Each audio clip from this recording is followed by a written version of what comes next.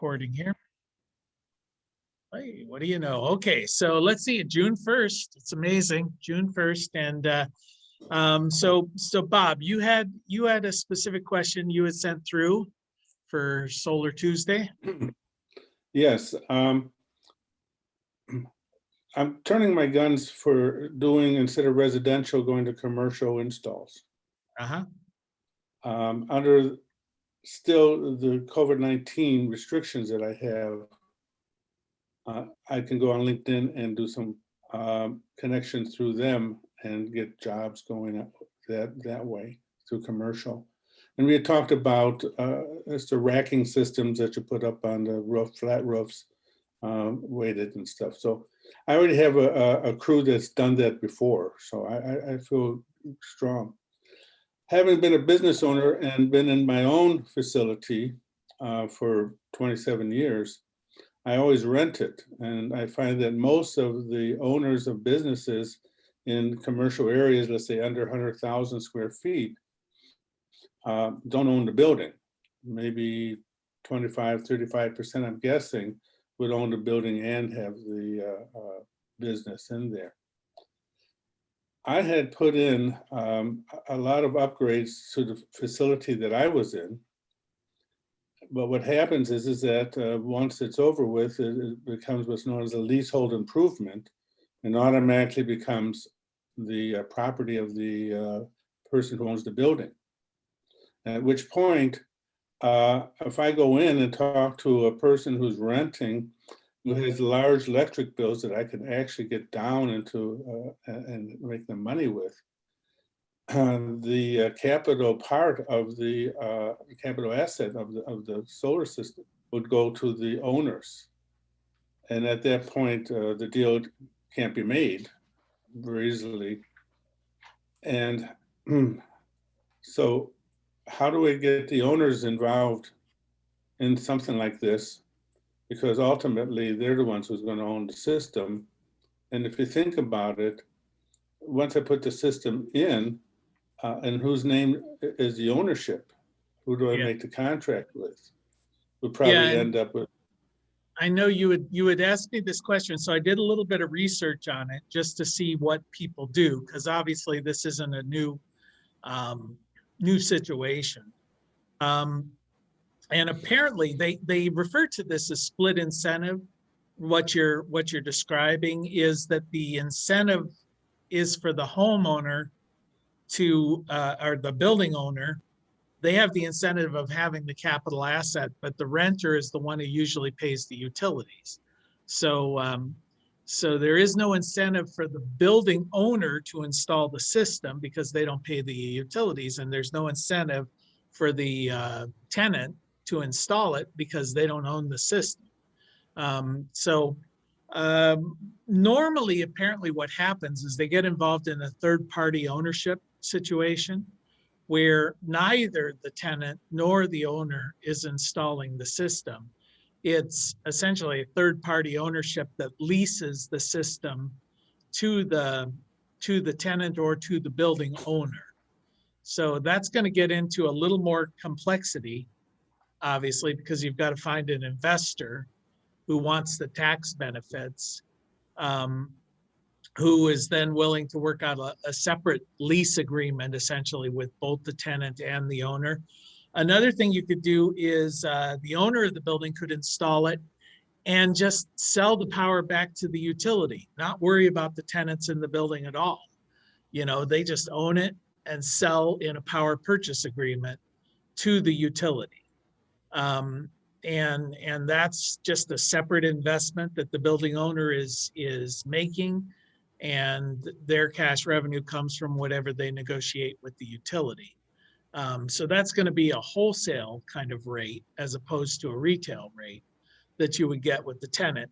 They did talk about the option of the building owner, then of course changing the lease so that the tenant doesn't pay the electric, it's included. You know, there's always issues with that because then there's no incentive for the building tenant to conserve. You know, they tend to leave all the doors and windows open and air condition the neighborhood if they're not paying the utilities. But those all require changes in the leases, you know, in some form or fashion. So the other option is many of these buildings have common facilities that the building owner has to pay the electricity on. And so that's an option, you know, that the solar just simply goes to handling the common area. I guess that would be more like, I guess, an apartment complex or something like that. Or, you know, the leasing, you know, and any of these things is going to be a bit complex. If the building owner and tenant are not the same person, now you're dealing with two different entities and you've got to come to some sort of arrangement. Obviously, the longer the term of the lease, the more incentive there is for people to participate. If they've still got 20 years on their lease, then that's not really a big issue because the tenant's going to have payback before, you know, long before their lease expires. But there didn't seem to be any simple answers to your issue. Well, I came up with one thing that I try out on this.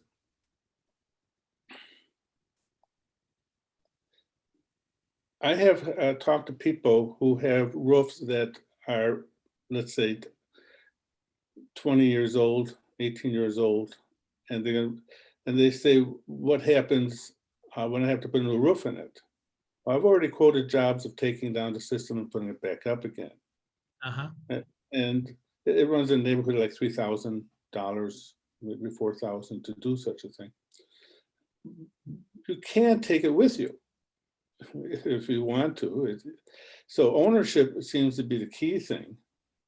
So the tenant can own it and can take it with him if he goes to another facility. Yeah. For a fee on that. Or in Chicago, when you put up a solar system on a residential, it's not adding much value. People are not finding that true, that it's going to raise the value of your house for the next guy coming up. It's a good additive, but it doesn't get back your money that you put into it or value. You know, Germany, unless you have a solar system, you're not going to sell your house. And California is getting that way too, but in the Midwest here, we're not really getting a value on that. But the owner of the facility, if he starts seeing that there's a value to ownership of it that can be provided, and he would not take advantage, he would maybe adjust his rent accordingly, being the owner, and have the tenant come in and start saving money right away on their electric bill. Right. Well, if you're dealing with a owner that's, you know, wanting to market their building as a green facility, that's definitely something that adds value. Of course, a lot of corporate entities are trying to, you know, market themselves in that vein as well. And I've seen, you know, some even smaller companies, like there's a bakery down in Athens, Ohio, that markets that all their products come from the sun, you know, that powered by the sun, and you know, and it's just a bakery. So there's value in that, but that's part of your selling process. I mean, that's what you're going to have to. But again, now you don't just have to convince the homeowner, you've got to convince the leaseholder, you've got to convince the owner of the building if they're two separate people. Let's say it's a multi-tenant building, who owns the right to the roof? You know, I mean, if you've got one tenant who wants to put solar on the roof, what about disruption of the facility for the other tenants? You know, what if they want to add to it? You know, you've got to negotiate amongst multiple tenants for install. So all of that makes it complex, which is why the margins, I suspect, in commercial are going to be a little higher, because there's a lot more leg work, a lot more negotiating. I can tell you that working in industrial and commercial, I was involved with saving money for electric bills for these big companies. And I worked with Honeywell on their shutdown systems and to their compressors on the roof, and lighting systems that save money. And I went through maybe 3, 4 major active companies on getting your electric bill down. I found interesting in every case, the savings that was gained was given to the person doing the install, to Honeywell, to the electric, it was never passed on to your To the electric bill went consumer. down, but you had to pay it up front to the other guy. Yeah. Solar is really the first one that is actually the true saver. Uh-huh. It actually does that. And I'm telling you, there's nothing on the market that can say that. Well, and as we mentioned before in previous meetings, if it's a commercial enterprise and it is involved in agricultural products, which is defined pretty widely, or if it's located in a city that is less than 50,000 people or a country municipality, the REAP grants, the Renewable Energy Agricultural Program, will pay 25% of the cost of the installation. So that's a big deal, especially when you add in the 26% federal tax credit. Right there, you've wiped off half the cost of installation for the end user. Then if you've got an investor who wants, accelerated depreciation, they can take they can write off 86% of the overall cost in the first year. So there's a lot of real tax advantages when you start getting into the business world of installation. And when I priced out some of these systems for the REAP program, I've gotten on average about a 4-year payback. So, the lease after the incentive. So the lease payments, even if you're leasing, if you've got a 10-year lease or something, the paybacks are pretty dramatic. They're dramatic enough to warrant the investment for sure. So how do you spell that? Wheat? REAP, REAP. It's part of the Farm Bill. It's administered by the USDA, U.S. Department of Agriculture. And it has 2 aspects to it. It'll give you a 75% loan guarantee, or it will give you a 25% grant, or a combination of both, but you've got to invest at least 25% into the project. So it's practically free money, and every year they're begging people to take it. So it's underutilized. It's only for commercial. It's not for residential, and it's only geared towards agriculture. So I think the bottom line is I have to find a third party that is into solar investments to deal with the situation. Well, and that's been a very lucrative market for a lot of people dealing with schools and nonprofits, churches, because the tax benefits are of no value to the church or the school because they're nonprofit. But the investor can take all of these, accelerated depreciation and the federal tax credits. So they come in with the investment money. They want to own the system. They can lease it to the nonprofit, and the nonprofit gets a system at no cost and a reduced electric bill, because then it's offered as a power purchase agreement with the tenant. And those agreements are often something like, we will charge you 75% of whatever you're currently paying, and guarantee it will not go above 75% of whatever the utility charges in the future, that kind of thing. And so the tenant is like, yeah, great, 25% savings, no out-of-pocket costs, why not? So, and then of course the owner of the system, if they don't own the building, which typically they don't, they have to negotiate something with the building owner. With the school, it's pretty straightforward because the school owns the land, they own the building. So you just come in and turn around and then lease the system back to the school. But that's been very, very lucrative. And if nobody in your region is doing it, jump all over that, because that's an easy way to make a sale.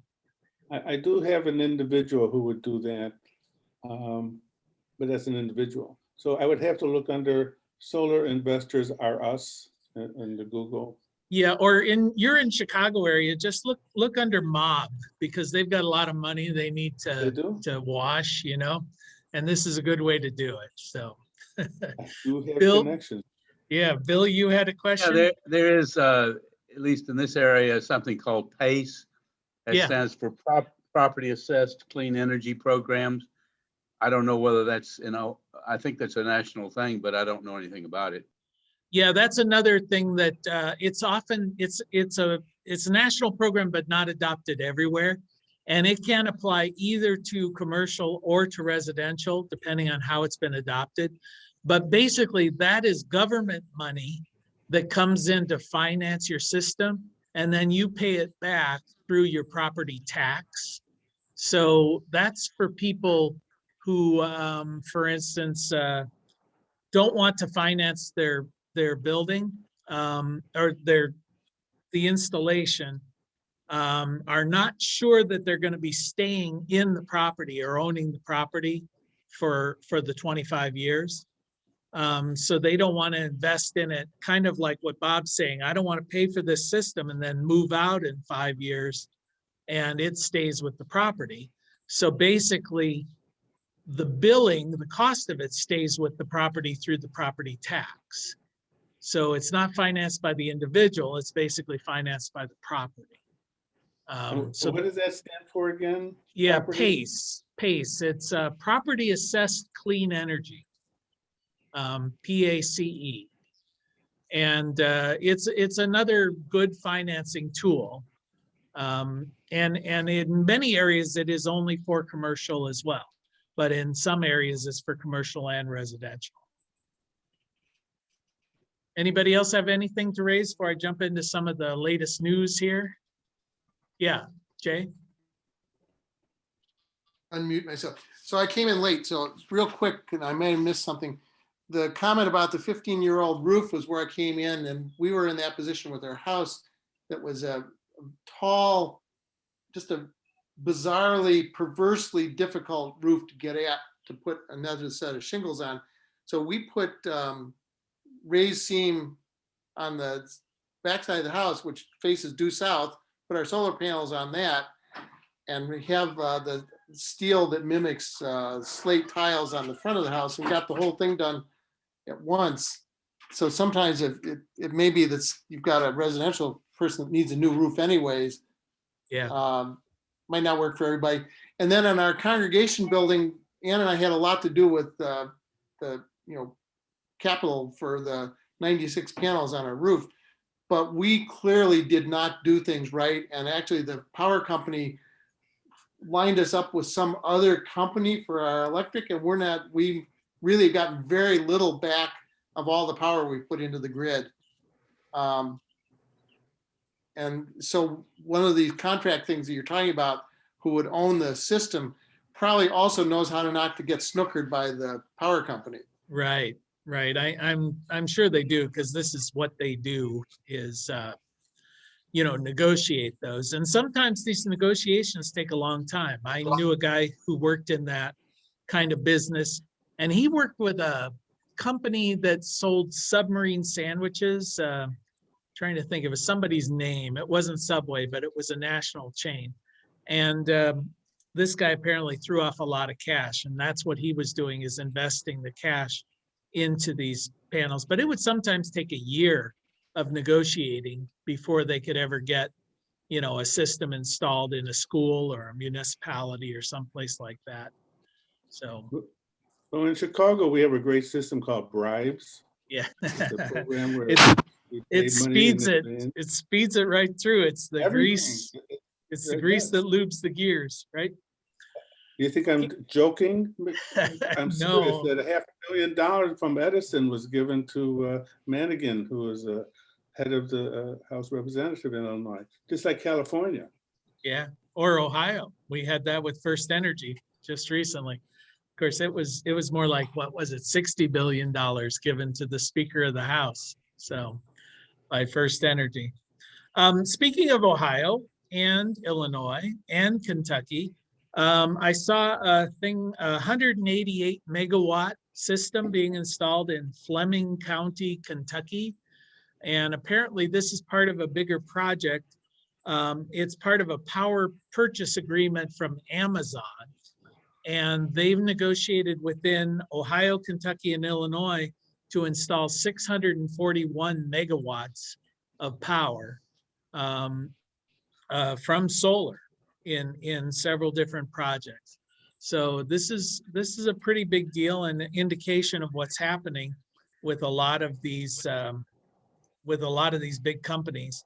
And that one project in Kentucky, they're saying they're hiring 300 installers during the installation. So that's pretty great. Somebody was telling me, I don't remember where it is, but they said they saw a solar install from the highway being put in that was just thousands of acres of solar. So as these things start happening, I suspect we're going to see a lot more pushback from, the folks who have decided they hate the sight of wind turbines and they're going to hate the sight of big fields of solar arrays. Although big fields of corn don't seem to bother them. So those things also seem to jack up the price of panels. When there's a big local demand, for sure. Yeah, speaking of that, I saw an article talking about, because of the growth and the movement towards bigger panels, and we talked about, I think last week, how they're trying to reduce the cost so dramatically. So you reduce the material levels of the balance of systems, like the glass thickness, the metal thickness, you make them less robust. And apparently they've seen a dramatic decrease in the quality of solar panels, where they're failing stress tests and things like that as part of the UL system. So I think what the article basically was saying is, make sure to do some quality assessment when you're selecting your panels, because you can't, people are cutting corners trying to reduce the cost so rapidly. So we'll see how that plays out. And there is a tier 1, tier 2, tier 3 rating system for panels. But people seem to think that tier 1 means it's a better panel, tier 2 less so, tier 3 less so than that. But the tier system is really about the financial health of the company. It has nothing to do with the quality of the panel. So don't get those mixed up. Basically, a tier 1 panel company is just a company that's got a good balance sheet that looks financially stable as far as Wall Street is concerned. Has nothing to do with the quality of their panels.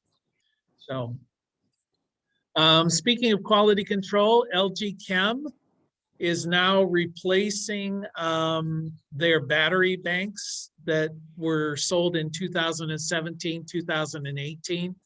They're replacing them for free. So if any of you guys have an LG Chem system, apparently they're having trouble with the overheating of batteries. So you're going to get a replacement, which sort of bodes to buying from a reputable company with a good balance sheet. Obviously LG is a big enough company, they can take that hit. So solar grew 25% in the first quarter of 2021 over previous years. Wind and solar now represent about 13% of the energy grid in the country.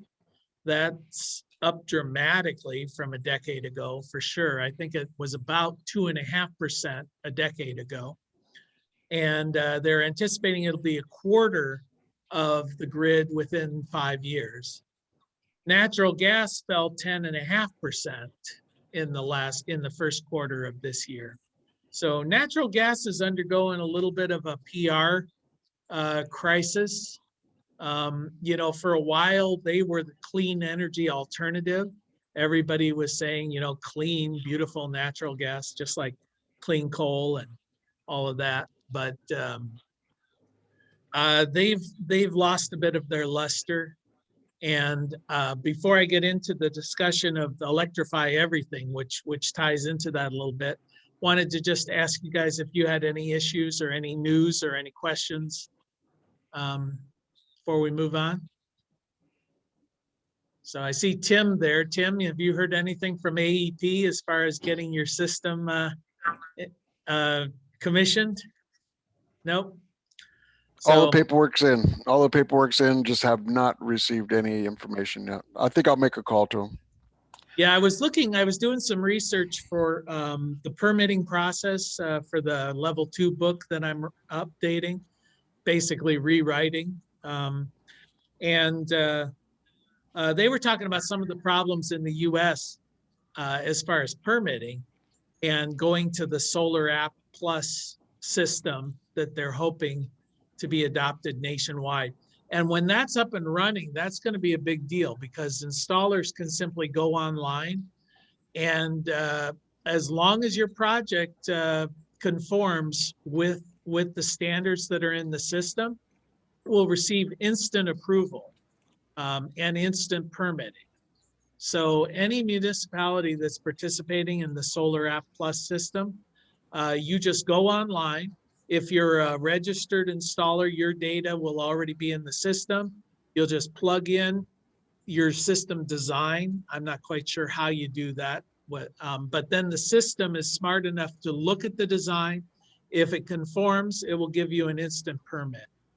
And the way they're encouraging municipalities to adopt this is they're not charging them for it. It's being paid for exclusively through your fee that you pay to Solar App Plus as an installer. So, and they always refer to it as a small nominal fee. How they define that is, I guess, anybody's decision. But that's going to be a big thing. In fact, they were saying they're hoping that by 2030, 90% of all permits in the US will go through that process. But currently, the permitting process adds, including the commissioning with the utility, adds about 2 to 3 months to the install process. When you talk about waiting for the permit, waiting for the inspections, waiting for the commissioning, waiting for the utilities approval, each one of these adds a couple of weeks. And in many cities, Chicago being notorious for this, you've got multiple departments that are going through the review process, and they hand it off and require multiple inspections, and it can be a nightmare. The article was pointing out in Germany, often people decide to install solar and it's permitted in the same day. So, you can literally sign a contract today and have the installer on your site the next day. So that's a big difference. And actually in Australia, largely due to the permitting cost, the average cost of a residential installation in Australia is today 70 cents a watt for a residential system. So that's pretty amazing. Of course, Australia has better solar resources, so they're going to generate more power per watt. But still, that's pretty dramatic compared to the 250 or so that is in the US. So when you're talking about the cost per watt, does that include the infrastructure that you make or the railing? What does it include? Yeah, it's everything. The 250 a watt is all inclusive. Permits, install, profit, marketing, everything soup to nuts. That's usually pre incentive. So Okay. you can reduce that. Okay, we got a question. Whoops, I just lost the chat there. Is this option, let's see, is the option if you get them to admit that coal and gas won't last forever? Is there anything I can do other than, I think I missed the first part. I'm in a utility co-op. Programs are limited to investor owned. Co-ops agree against green energy. I know we live in a co-op as well. And it's funny to read their magazine every month is basically a magazine expounding the evils of solar you know, and the glories of coal. How are you? So it's pretty funny. But let's see, other than pay full price for the system, I live in yeah, the co-ops, the utilities often don't have any incentive programs anymore. So whether you're in a co-op or you're in a investor-owned utility, most of the incentives are coming from the federal government, for one. REAP is outside of the federal government. That's the second major one. Tax benefits like accelerated depreciation, those kind of things are a corporate thing. Most of the other incentive programs have kind of gone away. So the thing that we found with utility co-ops and municipals is they often are outside of the net metering laws. So net metering requires that the utility purchase your excess energy that you're generating, and co-ops don't have to do that. But I think you'll find if you go in and talk to them, they will purchase the excessive energy, but they, like our co-op has a punitive connection fee if you have solar. They actually charge me $44 a month just to be connected to the grid, whether I purchase any power or not. But if I didn't have solar, it would only be $20 a month. So there's a $24 a month surcharge for the fact that I have solar energy. So, but it still works. It's still economical. The other alternative is to go completely off grid. That's going to be a more expensive alternative. So you just keep lobbying them. Run for your local board. That's another thing that they're encouraging people to do. You know, I've looked at our local co-op board. Some of those guys have been there for 40 years. They're usually old hick farmers who know absolutely nothing about anything. And of course, they're related to everybody in the neighborhood or whatever. So you may not win, but at least you can put the fear of God into them by having all of these tree huggers coming in and running for the board of directors of the co-op. So you never know. Well, slowly, they'll change because there's money in it. You know, these people, it's to their economic advantage. Okay. Any questions? Any other issues before I jump into oh, he ran for the board 3 times. Okay. Well, that's persistence. I ran for the school board, our local school board. I thought they were going to kill us. Right? So actually the local television reported incorrectly that I had won the election. And that night somebody came out to our farm and shot one of our llamas, which was apparently, I don't know, stop the steal, something like that. At least it wasn't a run on the Capitol or whatever. So you never know. Okay, you might have won too. I might have won. Yeah, you might have won. The glitch after they reported you won. Yeah, who knows? I don't know. I didn't care. There was a glitch in there, right? There was a glitch. Didn't it go offline for a second and then come back on? Reporting. For my run anyway, I always just assumed that I wasn't going to win, but if you're going to complain, you may as well put your hand up and volunteer. You know, it's like I attended all those meetings and said they were doing a crap job. So I should at least put my hand up and say, I can do just as crappy a job as you guys can. Why not elect me? You know, so, and I'm confident I could do just as bad a job as they did. So. Okay, so I did a little bit of research on a program. There's a thing called Electrify Everything. And this is gaining ground, certainly within the environmental world.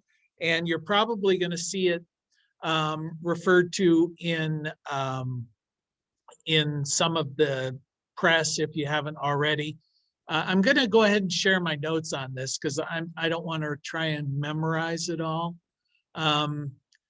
So basically what Electrify Everything is talking about is twofold.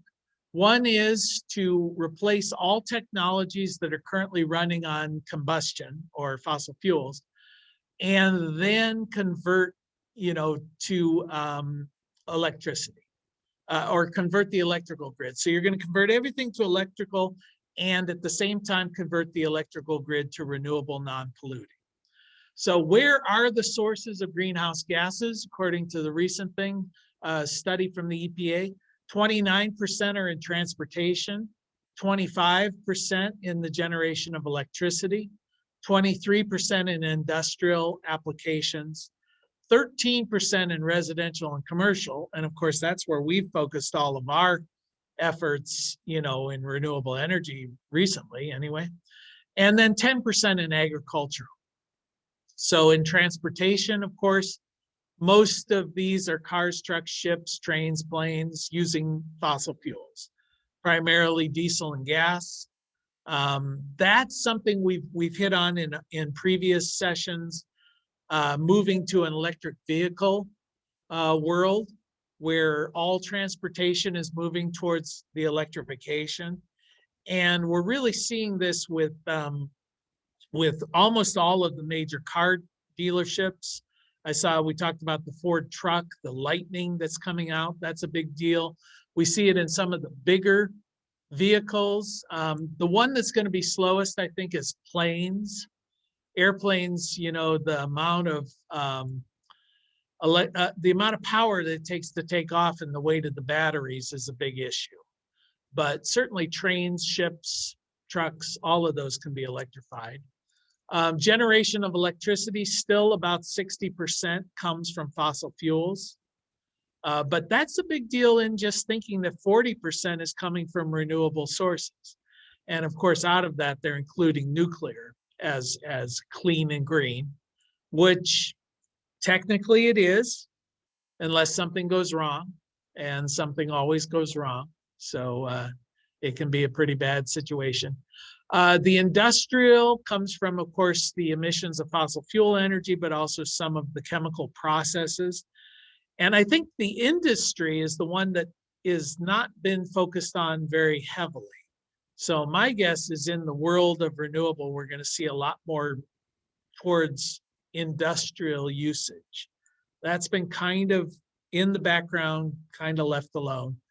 But if we could start to see things like steel mills, aluminum plants, things of that nature moving to solar, that would be pretty dramatic. In the home, I tried to look and see what are the major users of power. And of course, heating and cooling are the major, almost half of your energy use is in heating and cooling. The water heater, 14%, washer dryer, 13%. Of course, they've had solar dryers for a long time, called clotheslines. And that's a nice thing. Although a lot of subdivisions prohibit the use of clotheslines. That's something that you're going to have to go out and simply, beat on your local homeowners association about. Refrigerators, ovens, electronics, dishwashers, those are little users. Basically lighting, we've seen a dramatic drop in that with LEDs. But the heating and cooling, I'll jump down there because the heat pump is really the answer moving towards electrification. And I tried to look to see, they say that heat pumps are about 4 to 5 times as efficient as gas furnaces or air conditioners, largely because it's a heat exchange process as opposed to burning something to generate the heat. But they save about 50% of energy consumption.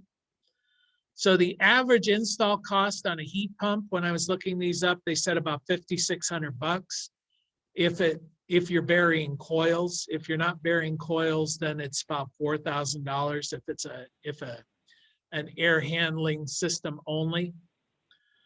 And the cost of a furnace, a gas furnace, is going to be about $6,000 for the full system, and $3,000 if it's just a replacement. But the cost to run them, it looks like you'll save about $1,000 every winter on a heat pump versus a gas furnace. So the payback's going to be pretty rapid on that. Agriculture is another big area, and said the two primary sources are from crop cultivation and livestock. When they talk about crop cultivation, a lot of it's, fertilizers that are used, burning of brush, like I guess in rice production, they burn a lot of the stubble out of it. And then of course, belching cows, that's the other big issue. The methane produced by cattle, that's a big issue. Although I heard a podcast that was interesting talking about if you add a couple of scoops of seaweed to your cattle feed, you can reduce the methane output from a cow by like 90%. So they might find some incentives there to do that if you want to reduce methane production in cows. There are a number of cities now that are starting to do gas banning. California said Santa Cruz was the 30th city or county in California that basically said in all new construction, you're no longer allowed to hook up natural gas to the building. That's an interesting move. That's part of the Electrify Everything movement. So of course, some states have begun to pass bills saying local municipalities are not allowed to do this. So Missouri, Minnesota, Oklahoma, Tennessee, Mississippi, Arizona, these are states that are saying local control is only good if you do what we agree with. If you're doing something we don't agree with, then the state will control, and that's part of the constant hypocrisy we see on all political parties, where, if the national does something they don't like, they cry that local control should prevail. And if the local does something they don't like, they cry that the state or the national needs to prevail. So that's a frustrating situation. One of the bottom lines, of course, is to put a price on carbon. If we start to put a price on carbon in some way or other, then all of these things accelerate, because there is a cost to our society with the burning of carbon. So how do we recover that cost? Typically, we've responded by externalizing it and simply letting somebody else come along and pay the cost of that. So we don't seem to have a problem with that as a society, but we seem to then jump up and down when we talk about taxing carbon. Good example is the federal government has spent billions of dollars capping gas wells that have been left open after the fossil fuel companies have abandoned them. So that, government's paying for it one way or another. Why not charge it at the source as opposed to simply taking it from general revenues? But this is why I didn't get elected to the school board. So that's okay. Cooking, apparently, the induction cooking, big new wave in the world of commercial and home cooking, which is very efficient. Water heating. One of the nice things when you talk about electrifying everything, if any of you guys have built your own homes or been involved, having one utility only, not having to put in gas lines or duct work or things of that nature, venting, that's going to save a lot of money in these things. Like just looking at water heating, the costs get recovered pretty quickly. They talk about the cost of installation. Here, the numbers were $30 a month for gas, $42 for electric, but that's changing, of course, as the solar, if you've installed solar in your home, that will probably be reversed. So these are just some, the current electrical mix, I just threw this in. Today, natural gas represents 40%, coal 19%, nuclear 20%, renewables 20%, that's 13% non-hydro and 7% hydro. A decade ago, so only 10 years ago, coal was king, 45%, 24% natural gas. Notice nuclear hasn't changed, 20%. Basically, no new nuclear have been put in place, and hydro. So nuclear and hydro are pretty stable. But the others have shifted dramatically. Renewables, a constant growth. Natural gas essentially replaced coal very quickly. Let's see, I've got a couple chat things here. Let's see, okay, solar produced hydrogen for steel, glass. I don't know what that means. Ohio is now on that agenda. Current bills in the legislature, heat pump for hot water too, not resistance heating. Yeah, that would make sense as well. And of course, there's always solar thermal for hot water. But what I've found is the cost of solar is so cheap, it just makes sense to just go with solar electric, because the cost of putting in a solar thermal system is pretty expensive. I assume the Ohio legislature agenda, maybe you're talking about the thing about local township control, which has been a mess. Ohio is, well, let's just assume Ohio is a mess, you know, legislatively, and it's not gonna get better soon. The downside of the Electrify Everything, the only legitimate one I could find is you're putting all your eggs in one basket. Basically, if everything is electrified, then the electrical grid is critical. You know, I would argue though that it already is. You know, it doesn't matter if you've got natural gas heat in your home. If you don't have electricity for the blower fan, it's not going to do you a whole lot of good. You know, most of our appliances, regardless of what they run on, their controls are operated through electricity. So I think what we're going to have to see is a more robust grid and the integration of battery backup, you know, into almost every residence building. And as we touched on last time, the use of your electric vehicle as your battery backup just seems a no-brainer. Yep. Okay, limiting gas lines, and hydrogen is now being used to produce steel in Sweden. Yep. Yeah, I mean, I see the comment there about hydrogen. I'm not a real big fan of hydrogen myself as a source for a lot of different reasons. But there is some of that we've been talking about, as far as instead of curtailing the production of solar and wind, you can use that to generate hydrogen. Problem with hydrogen as a fuel source, though, is storing it, transporting it. You know, it becomes problematic. Battery technology, water storage, kinetic energy storage, those all seem to me personally as a better alternative. Okay, so any comments on this? On the whole Electrify Everything? Anybody? Nope. Okay. All right, so that's pretty much what I was assuming we would cover today. Any suggestions, a topic you want me to research for next Tuesday? Oh, I thought somebody was going to speak. Sounded like Tim. Nope. All right. Yeah, Bill. So if we have something, just send you an email. Yeah, that'd be good. Like Bob sent me a thing about the, you know, leasehold improvement issues. If you send it to me a little bit ahead of time, I could do some research on it. Otherwise, I'll just make stuff up, which is what I did for my entire school career. So why not, you know? So, all right. Yeah, Jay, I'd like to see that sheet, that info sheet that you put out there. Yeah, okay. Anyway, I can send that to you guys if you request it.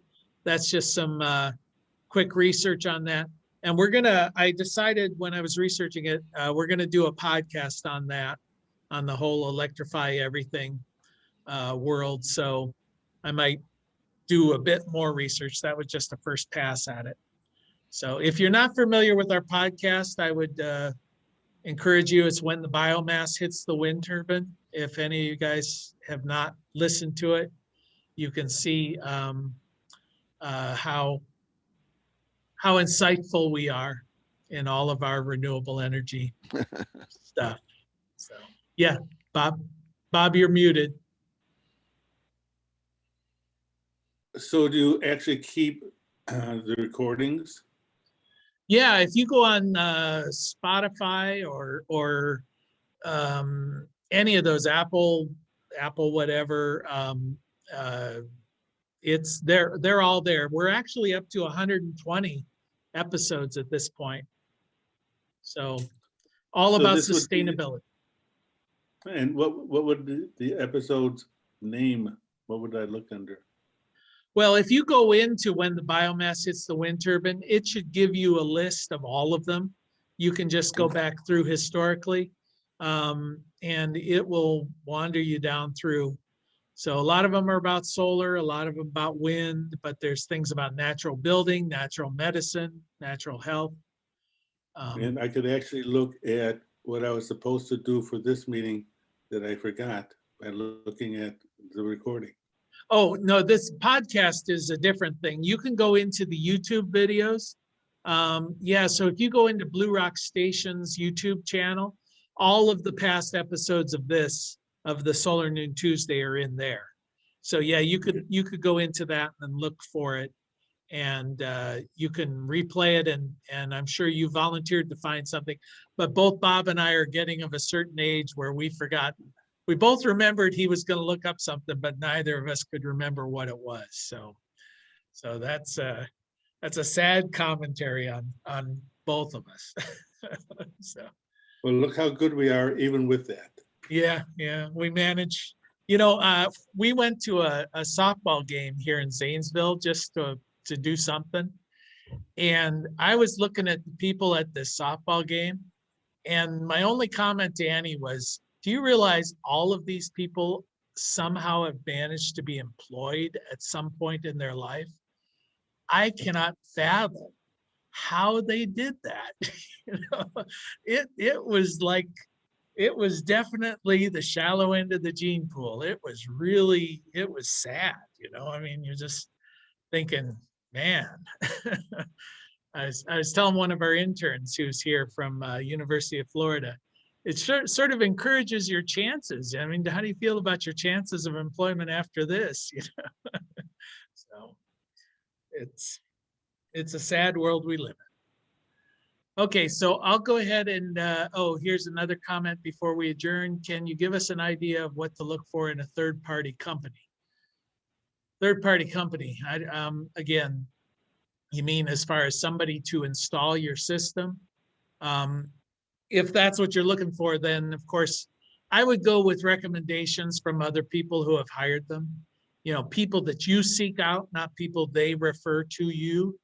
So, of course, the best way is just to talk to people you know who have had solar installed and ask them what their experience was like.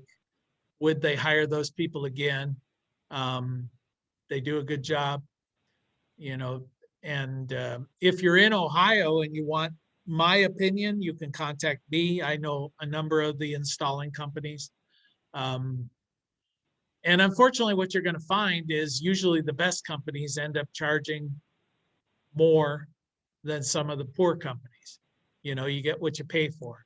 So they may not be the cheapest, but they're probably going to be the best. All right. Okay, so we'll see you all next Tuesday. Bye-bye.